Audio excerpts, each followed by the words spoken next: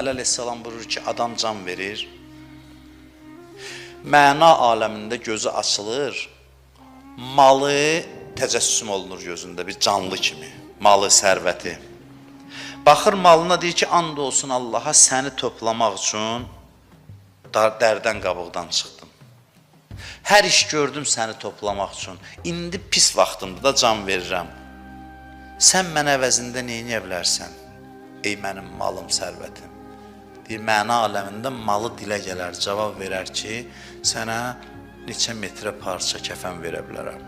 Bu qədər gücüm çatır. Sənin bu zəhmətin əvəzini bu şəkildə verə bilərəm. Gözü axtarır da, baxır övladlarına. Övladlarına deyir ki, and olsun Allaha sizin üçün, sizi çox istəyirdim və sizin üçün əlimdən gələn elədim. Hətta bəzən halal harama baxmadım sizə görə.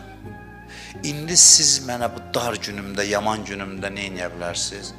Əleyhissalam buyurur ki, övladları dilə gələr, deyər ki, səni möhtərəm şəkildə, hörmətlə qəbrə apara bilərik. Hörmətlə torpağı baş üstə tökə bilərik, səpə bilərik, üstü örtə bilərik.